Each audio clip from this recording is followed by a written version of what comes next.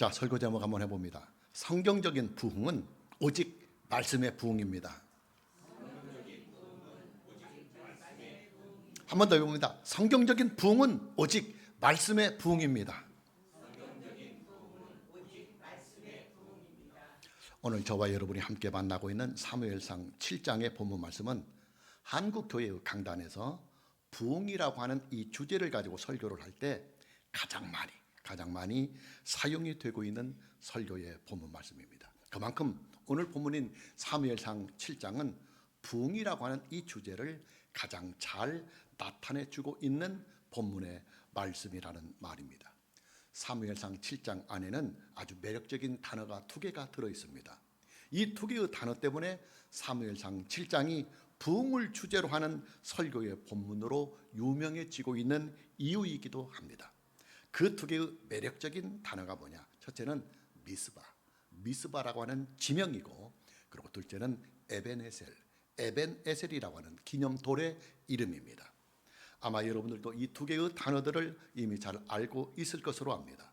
미스바라고 하는 이 지명은 한국 교회에서도 미스바 성회라고 하는 이름으로 자주 등장을 하고 있는 이름입니다.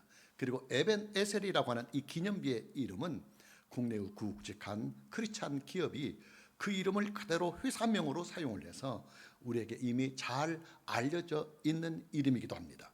중요한 것은 본문에 나오는 이 두 개의 단어들, 즉 미스바라고 하는 이 지명과 에벤에셀이라고 하는 이 기념돌은 둘 다 부흥이라고 하는 주제를 아주 잘 설명해주고 있다고 하는 말씀입니다. 여러분, 한국교회의 강단에서요, 설교의 주제로 가장 많이 사용하고 있는 단어가 뭐냐면 부흥이라고 하는 이 단어입니다. 한국교회는 야외에서 보이는 초교파적인 구국집회나 또 전도 집회의 설교, 그리고 개교회의 주일 강단의 설교뿐만 아니라 부흥회의 설교, 그리고 특별 새벽기도의 설교 등 거의 모든 설교에서 부흥이라고 하는 이 주제가 단연코 가장 많이 등장을 하고 있습니다. 부흥이라고 하는 이 주제는 설교에서만 자주 등장을 하고 있는 것이 아니에요.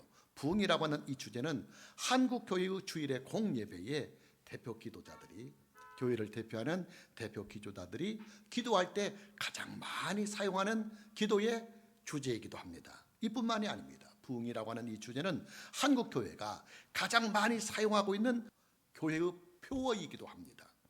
부흥이라고 하는 이 주제는 한국교회가 교회마다 내걸고 있는 현수막에도 가장 많이 등장을 하고 있는 주제이기도 합니다. 한국교회는 교회의 목표가 교회의 부흥입니다. 한국교회의 목사님들은 교회의 모든 목회의 여력을 거의 부흥이라고 하는 이 주제에 그 포커스를 맞추고 있습니다. 산술적인 면에서 볼 때 한국교회는 부흥이라는 이 단어와 또 이 부흥이라고 하는 이 주제와 또 부흥이라고 하는 이 이슈를 다 빼버리면 어쩌면 설교의 양, 그리고 기도의 양, 그리고 교회의 모든 사역의 양이 아마 절반은 줄어들 것입니다. 부흥이라고 하는 이 주제는 한국교회 전체가 가지고 있는 최대의 이슈요, 또 개교회마다 그 교회가 가지고 있는 최대의 이슈이기도 합니다. 교회의 규모가 큰 교회는 교회의 규모가 큰 대로 더 부흥을 외칩니다. 그리고 상대적으로 교회의 규모가 작은 교회는 이제 교회가 성장을 해야 하기 때문에 더 부흥을 크게 외치기도 합니다. 그만큼 한국교회는 부흥에 목말라하고 있고 또 부흥에 총력을 기울이고 있습니다. 그리고 부흥에 교회의 모든 여력을 다 쏟고 있습니다. 자, 그런데 여러분, 아이러니하게도요, 한국교회가 입만 열었다 하면 나오는 부흥이라고 하는 이 단어는 지금 저와 여러분이 사용하기는 한국개역 개정성경에 딱 한 번 나오는 단어입니다. 물론 성경은 부흥이라고 하는 이 단어가 직접적으로는 딱 한 번 나오고 있지만, 그러나 성경은 성경의 이곳저곳에서 부흥이라고 하는 이 주제를 수없이 말씀하고 있습니다. 그 대표적인 예가 바로 오늘 저와 여러분이 만나고 있는 사무엘상 7장입니다.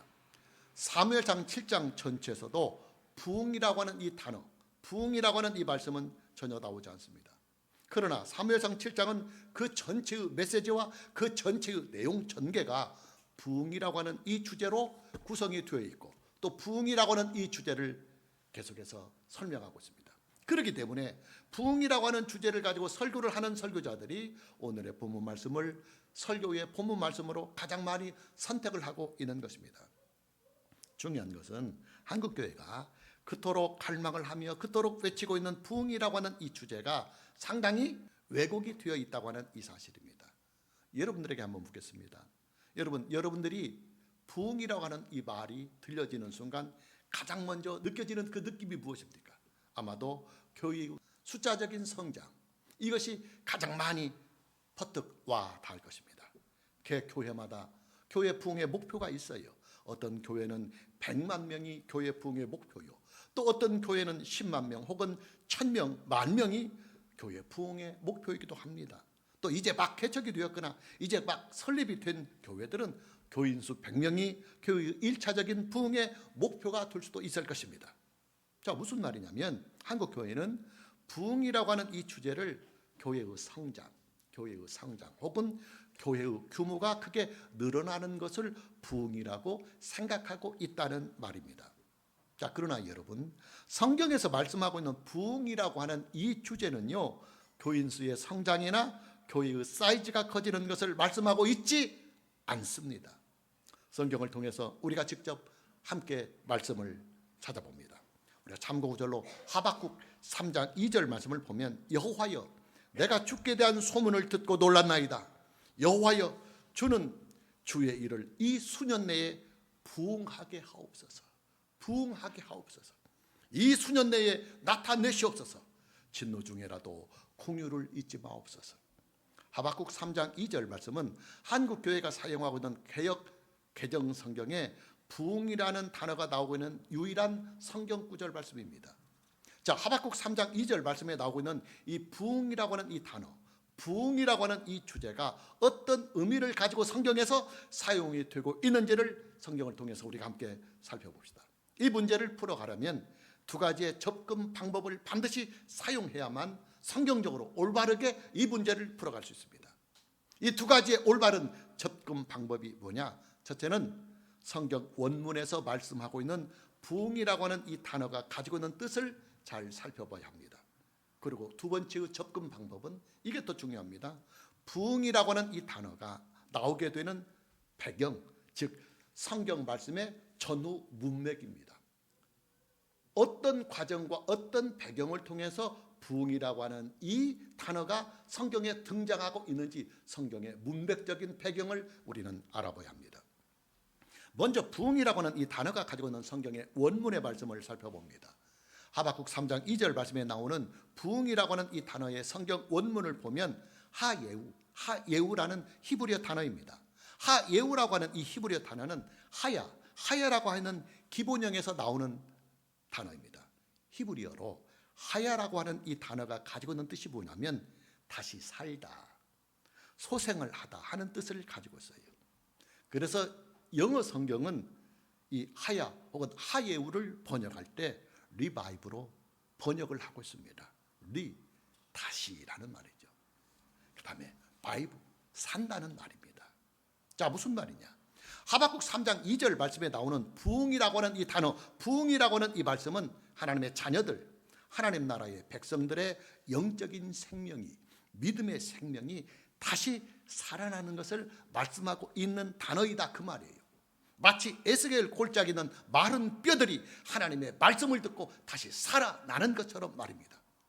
자, 이제 두 번째 접근 방법인 성경 말씀의 문맥을 통해서 부흥이라고 하는 이 단어가 어떤 의미를 가지고 성경에 사용하고 있는지를 함께 말씀으로 만나봅니다.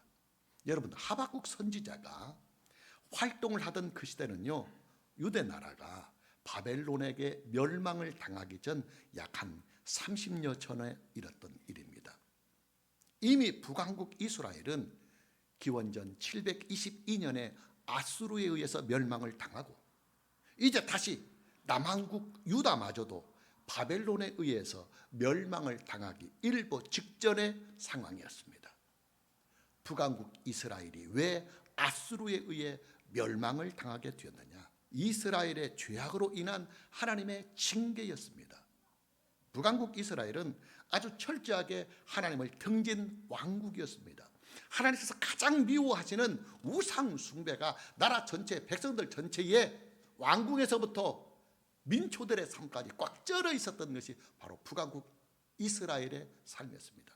하나님께서는 그런 이스라엘 왕국을 신흥 국가인 아수르를 통해서 심판을 하십니다. 자, 문제는 남한국인 유다마저도 이스라엘 왕국을 점점 닮아가고 있다고 하는 이 사실에 있어요. 하나님께서는 우상 숭배가 창궐해지고 있는 유다 왕국을 징계하기 위해서 바벨론이라고 하는 신흥 강국을 심판의 도구로 사용하십니다. 바벨론은 세 차례에 걸쳐서 유대 왕국을 침공해서 수많은 유대인들을 포로로 잡아갑니다. 그리고 마침내 유다 왕국은 기원전 586년에 유다 왕국의 수도인 예루살렘이 바벨론에 의해서 정복을 당하게 됩니다. 역사는 이 사건을 남왕국 유다의 멸망이다 이렇게 기록을 하고 있습니다. 하박국 선지자는 이런 유대 왕국이 멸망을 당하기 약 30년 전에 활동을 했던 선지자입니다. 하박국 선지자는 유대 왕국의 그 죄악을 바라보면서 깊은 아픔과 그리고 기도하는 사람으로서 영적인 고통을 가지고 나라와 민족을 위해서 기도한 선지자였습니다. 그런 어느 날 하나님께 탄식을 하면서 유다 백성들의 죄악을 하나님께 고발을 합니다. 그러자 하나님께서는 갈대아인, 성경은 갈대아인이라고 기록이 되고 있습니다만 역사 속에서 바벨론이라고 하는 국가입니다. 이 바벨론을 통해서 유대 백성들을 징계하시겠다고 하시는 뜻을 하나님은 하박국 선지자에게 밝히십니다. 하박국 선지자는 의문을 가지고 하나님께 다시 탄원을 합니다. 아니 하나님, 지금 유대 백성들은요 하나님 나라의 백성들이 아닙니까? 그런데 어찌 유대 백성들보다 더 잔인하고 포악한 바벨론을 통해서 거룩한 하나님의 백성들을 징계하신다는 말입니까? 하고 의문을 가지고 하나님께 탄원을 합니다. 그러자 하나님께서는 하박국 선지자에게 이렇게 말씀을 하십니다. 구약 성경에서 아주 중요한 성경 말씀입니다. 하박국 2장 4절입니다. 보라, 그의 마음은 교만하며 그 속에서 정직하지 못하나, 여기서부터 중요합니다. 의인은 그의 믿음으로 말미암아 살리라. 의인은 그의 믿음으로 말미암아 살리라. 사도 바울은 이 말씀을 기초로 해서 신약 성경에 이신득이 오직 믿음을 통해서 구원을 얻고 믿음을 통해서 의인이 된다고 하는 이신득이의 성경의 교리를 이 말씀을 가지고 확장을 시켰습니다. 그만큼 하박국 2장 4절에 있는 이 말씀은 기독교의 구원관에, 성경의 구원관에 아주 중요한 구약 성경입니다. 유대 백성들을 향하신 하나님의 심판은 이미 하나님께서 정하신 일이지만은, 그러나 하나님께서는 유다 백성들을 심판하시면서도 믿음을 가지고 믿음을 잃지 않고 살아가는 유대 백성들은 반드시 심판 중에도 구원을 하시겠다. 왜냐? 하나님의 구원은 오직 믿음에 있기 때문에 세상이 다 심판을 당하고 큰 고통을 당할지라도 믿음의 백성들은, 믿음을 가지고 사는 사람들은 내가 반드시 구원할 것이라고 하는 약속을 하박국 선지자에게 하십니다. 그러자 하박국 선지자는 비로소 하나님의 뜻을 깨닫고 다시 기도를 합니다. 조금 전에 보았던 참고구절 하박국 3장 2절입니다. 여호와여, 내가 주께 대한 소문을 듣고 놀랐나이다. 여호와여, 주는 주의 일을 이 수년 내에 부응하게 하옵소서. 부응하게 하옵소서. 이 수년 내에 나타내시옵소서. 진노 중에라도 긍휼을 잊지 마옵소서. 여러분, 하박국 3장 2절 말씀에 나오는 부응이라고 하는 이 말씀은요, 하박국 선지자가 하나님께 기도를 드리면서 나오는 단어예요. 하박국 선지자는 하나님께서 정하신 대로 하나님의 뜻을 이루어 가시기를 기도합니다. 하박국 3장 2절 말씀에 나오는 부응이라고 하는 이 단어, 부응이라고 하는 이 말씀은 바로 이렇게 성경에 등장을 합니다. 자, 무슨 말이냐? 하박국 선지자가 부응이라고 하는 이 단어를 사용하면서 하나님께 드리는 진정한 부응의 의미는 뭐냐면, 하나님, 악인들을 심판하시는, 악한 한 세상을 심판하시는 하나님의 그 심판의 계획을 이 수년 내에 속히 이루시옵소서. 그런 하나님께서 그런 심판 중에도 믿음이 있는 백성들을 반드시 구원하시겠다고 하셨사오니 믿음의 백성들을 구원하시옵소서. 하나님의 구원의 계획을 이 수년 내에 속히 이루어 주시옵소서 하는 청원의 기도를 드리면서 이 부흥이라고 하는 단어가, 부흥이라고 하는 이 말씀이 성경에 등장하고 있다는 사실이에요. 여러분, 성경이 말씀하고 있는 부흥이라고 하는 이 말씀은요, 넓은 의미로는 우리가 살고 있는 이 땅에 하나님의 나라가 이루어지는 것을 부흥이라고 말씀하고 있습니다. 그리고 좁은 의미로는 하나님의 선택을 받은 하나님의 나라의 백성들, 즉 신약에 있는 하나님의 교회와 성도들이 오직 믿음으로 다시 충만하게 살아나는 일을 부흥이라고 성경은 말씀하고 있다는 말이에요. 성경은 부흥이라고 하는 이 말씀을 넓은 의미보다는 오히려 더 좁은 의미로 사용을 하고 있어요. 다시 말하면 성경에서 말하는 부흥이라고 하는 이 주제는 하나님의 선택받은 백성들이 믿음을 잃지 않고 이 세상이 아무리 악하고 흉악하고 또 믿음으로 살기는 힘들고 어려운 인생이 된다 할지라도 하나님의 이 구원의 약속과 구원의 말씀을 믿고 믿음으로 끝까지 험한 인생을 견디며 믿음으로 사는 그 백성들의 그 믿음이 부흥되기를 기도하는, 이것이 바로 성경에서 말씀하고 있는 진정한 부흥이라는 것입니다. 무슨 말이냐? 성경이 말씀하고 있는 부흥이라고 하는 이 말씀은 하나님의 자녀들, 하나님 나라의 백성들이 오직 믿음으로 말미암아 다시 살아나는 것을 부흥이라고 말씀하고 있다는 말입니다. 자, 그럼 정리를 다시 한번 해봅니다. 하박국 3장 2절 말씀에 나오는 부흥이라고 하는 이 말씀은 성경의 원문이 가지고 있는 단어의 뜻이나 성경의 문맥적인 전후 관계의 모든 내용을 볼 때 동일합니다. 그 동일한 뜻이 뭐냐면 하나님의 자녀들, 하나님의 교회들이 오직 믿음으로 다시 살아나는 일, 이것을 성경은 부흥이라고 말씀하고 있다는 것입니다. 중요한 것은 우리의 믿음이 무엇으로 말미암아 다시 살아날 수 있느냐는 이 사실입니다. 오직 하나님의 말씀입니다. 오직 하나님의 말씀이 문자로 기록이 되어서 우리에게 주어진 신구약 성경 66권의 말씀입니다. 참고 구절로 로마서 10장 17절 말씀을 다시 보면 그러므로 믿음은 들음에서 나며 들음은 그리스도의 말씀, 하나님의 말씀으로 말미암느니라. 자, 오늘의 본문 말씀인 사무엘상 7장의 말씀으로 다시 한번 돌아가 봅니다. 서두에서도 말씀을 드렸지만 오늘의 본문 말씀은 성경이 말씀하고 있는 부흥이라고 하는 이 주제를 가장 잘 나타내 주고 있는 말씀입니다. 부흥하면 가장 퍼뜩 떠오르는 성경 말씀, 성경의 내용이 바로 오늘 저와 여러분이 만나고 있는 사무엘상 7장의 말씀이 되기 때문입니다. 자, 블레셋 사람들에게 빼앗겼던 하나님의 언약궤가 다시 이스라엘 땅으로 이제 돌아왔습니다. 하나님의 언약궤를 되찾은 이스라엘은 그 언약궤를 기럇 여아림에 살고 있는 엘리아살이라고 하는 사람의 집에 잠시 두게 됩니다. 엘리아살은 원래 제사장이 아닌 평범한 레위인이었지만 그러나 엘리아살은 하나님의 언약궤를 지켜야 하는 거룩한 소임을 위해서 제사장으로 임명을 받게 됩니다. 그리고 이때부터 하나님의 언약궤는 엘리아살의 집에서 20년 동안 머물게 됩니다. 왜 엘리아살의 집에 하나님의 언약궤를 20년 동안 두게 했느냐? 성경학자들은 그 이유를 그 당시 실로에 있는 중앙성소는 블레셋과의 전쟁으로 인해서 다 훼손이 되어 있었기 때문에 임시 방편으로 엘리아살의 집에 하나님의 언약궤를 보관하게 했노라고 그렇게 성경학자들은 해석을 하고 있습니다. 자, 중요한 것은 이때부터 사무엘 선지자의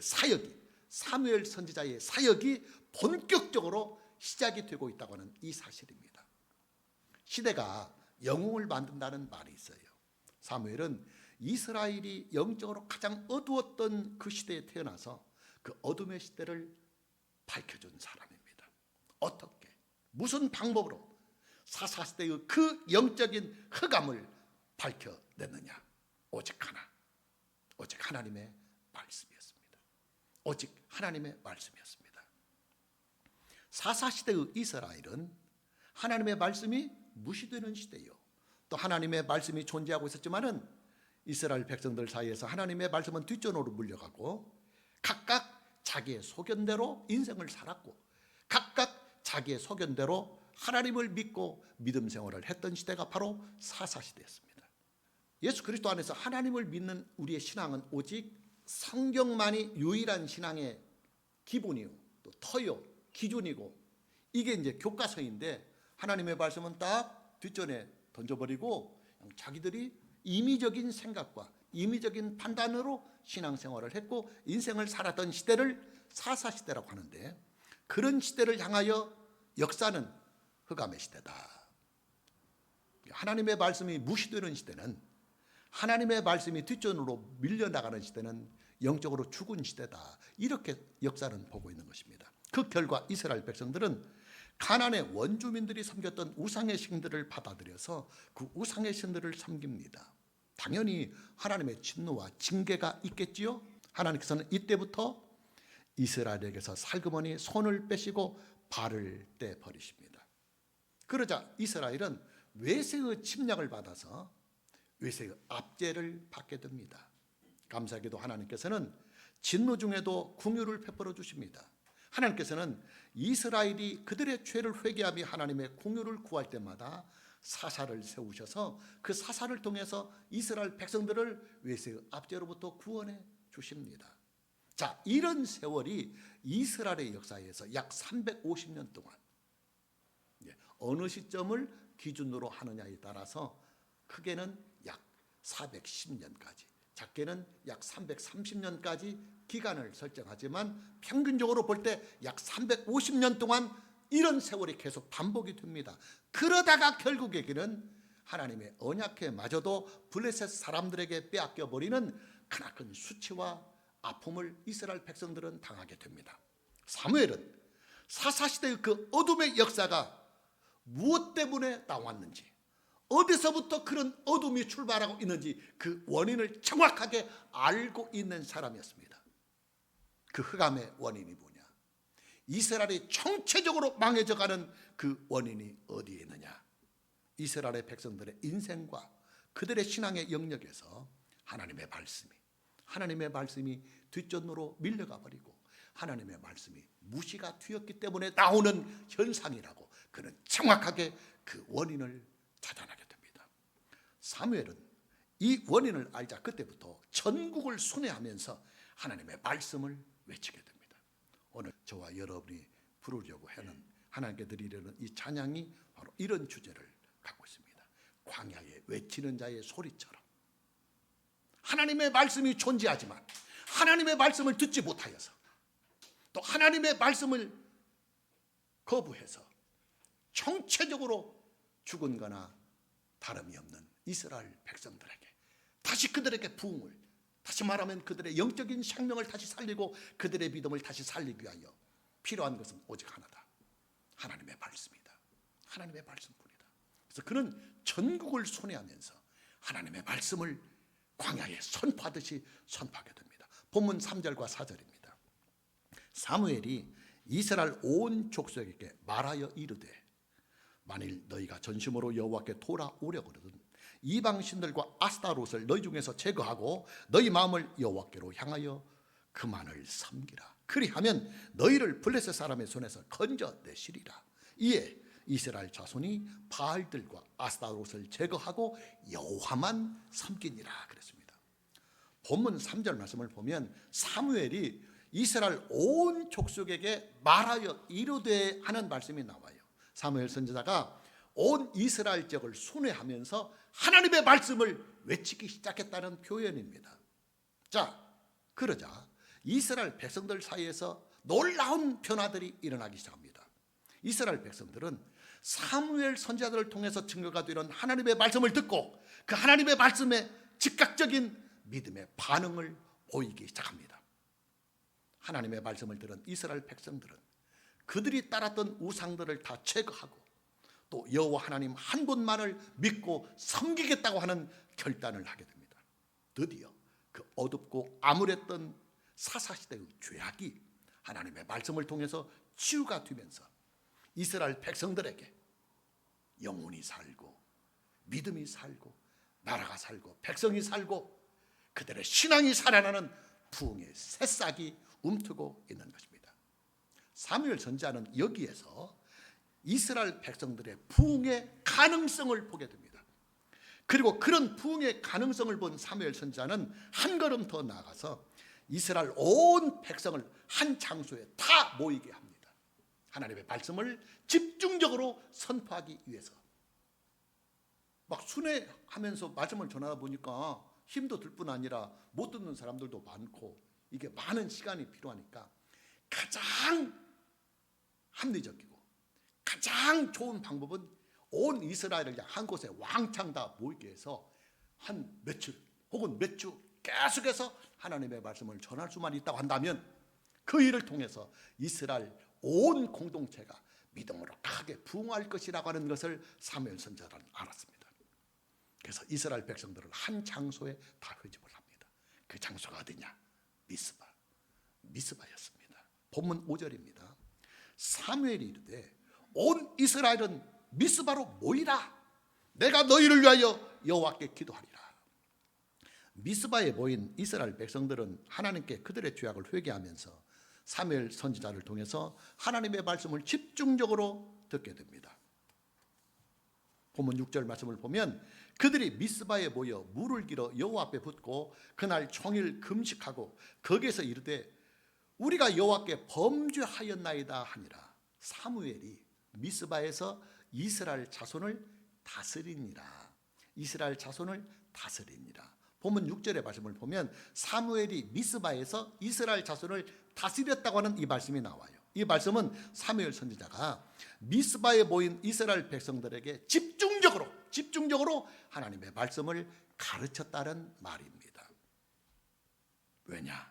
이스라엘 백성들의 믿음의 부흥은 그들의 영혼이 살고 영적인 생명이 다시 살아나는 것은 오직 하나님의 말씀을 통해서만 일어날 수 있기 때문입니다.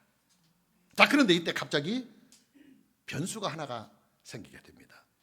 자, 이스라엘 백성들이 미스바에 다 모여서 금식을 하면서 막 기도를 하고 있다는 소식을 듣게 된 블레셋 사람들이 야, 이 틈에 그들을 치면 우리가 싹 먹어버리겠다 해서 금식하며 기도하고 있는 무방비 상태에 있는 이스라엘을 침공해서 미스바를 급습을 합니다. 중요한 것은 거의 무방비 상태에서 블레셋의 공격을 받은 이스라엘 백성들은 전혀 요동을 하지 않고 막 다른 날 같으면 막 야, 기도해도 쓸데없다.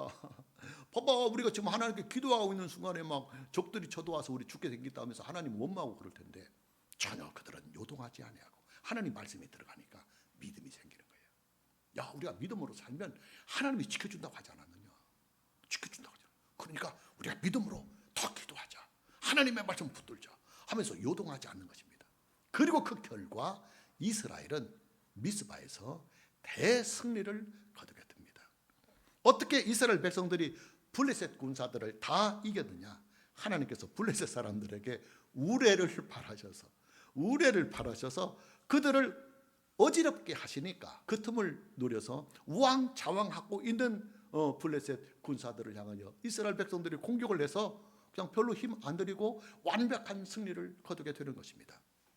사무엘 선지자는 오직 믿음 하나로만 승리를 거둔 이 위대한 전투의 승리를 기념하기 위해서 돌을 취하여서 그 장소에 기념비를 세웁니다. 그 돌로 만든 기념비의 이름이 저와 여러분이 알고 있는 에벤에셀. 하나님께서 여기까지 도우셨다. 하나님께서 여기까지 도우셨다 하고 에벤에셀이라고 하는 기념비 돌을 세우게 됩니다. 본문 12절입니다. 사무엘이 돌을 취하여 미스바와 센 사이에 세워 이르되 여호와께서 여기까지 우리를 도우셨다 하고 그 이름을 에벤에셀이라 하니라. 여러분, 사무엘상 7장에 나오는 미스바라고 하는 이 지명과 에벤에셀이라고 하는 이 기념비의 이름은요, 이렇게 해서 성경의 역사에 등장을 하게 됩니다. 무슨 말이냐? 사무엘 선지자 시대에 있었던 미스바의 부흥, 에벤에셀의 이 놀라운 엄청난 부흥은 다 이스라엘 백성들의 말씀의 부흥, 말씀의 부흥에 있었다고 하는 이 사실이에요. 아주 중요한 말입니다. 아주 중요한 말이에요. 1000번, 10,000번을 강조해도 부족함이 없는 아주 중요한 말이에요. 여러분, 우리 전주 시편교회가 우리가 원하는 부흥이 아니라 목사가 원하고 교인들이 원하는 부흥이 아니라 성경이 원하는 성경적인 부흥을 하려면 우리 전주 시편교회가 오직 하나님의 기록된 말씀으로 우리에게 주어진 신구약 성경 66권의 이 말씀으로 교회가 바르게 잘 세워지고 성도들과 목사의 신앙이 바르게 잘 세워져서 교회 전체가 하나님이 기뻐하시는 올바른 믿음으로 잘 세워질 때 성경은 우리 교회를 향하여 야, 부흥하는 교회다, 이렇게 말씀한다는 사실에 있어요. 여러분, 성경 말씀이 우리에게 증거하고 있는 성경적인 부흥은 말씀의 부흥이요, 그리고 동시에 믿음의 부흥입니다. 하나님의 말씀이 바르게 선포되고 또 하나님의 말씀이 충만하게 선포될 때 하나님의 교회는 비로소 성경적인 부흥이 일어나게 됩니다. 왜냐? 믿음은 오직 하나님의 말씀을 들음으로부터, 그리스도의 말씀을 들음으로부터 믿음이 우리에게 들어오고 믿음이 성장하고 그 믿음이 바르게 잘 잡혀지고 그리고 그 믿음이 우리에게 효력을 주기 때문입니다. 결국 뭐냐? 성경이 말씀하고 있는 성경적인 부흥이란 말씀의 부흥, 말씀의 부흥 운동이라는 이 말입니다. 오늘 저와 여러분 모두에게 하나님의 말씀으로 더욱 충만해지는 이 진정한 부흥이 있기를 주님의 이름으로 축복합니다. 찬양합니다.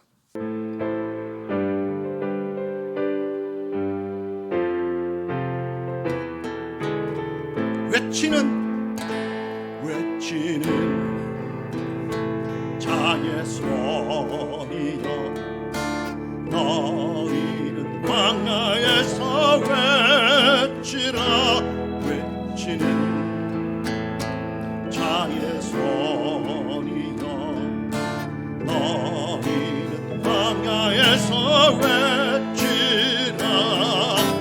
여호와의 길을 예비하라. 사막에서 광야에서 여호와의 길을 예비하라. 빈들에서 광야에서 외쳐라. 광야를 향해 외치는 자의 소리여, 외쳐라. 사막을 향해 외치는 자의 소리여. 너희는 하나님의 때로리 경탄케 하라. 너희는 예비하라. 그의 길을 경탄케. 오른손 들고 다시 외치는 자의 소리여, 너희는 광야에서 외치라. 외치는 자의 소리여, 너희는 광야에서 외치라. 여호와의 길을 예비하라. 사막에서 광야에서 여호와의 길을 예비하라. 빈들에서 광야에서 외쳐라. 광야를 향해 외치는 자의 소리여, 외쳐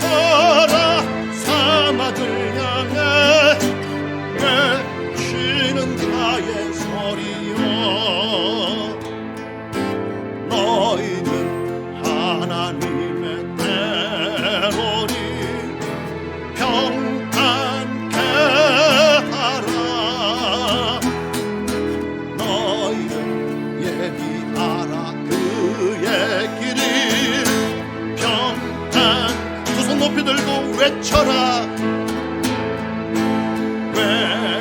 외쳐라 광야를 향해 외치는 자의 소리여 외쳐라 사막을 향해 외치는 한 번 더 고백합니다. 외쳐라 외쳐라 광야를 향해 외치는 자의 소리여 외쳐라 사막을 향해 외치는 자의 소리여 외치는 자의 소리여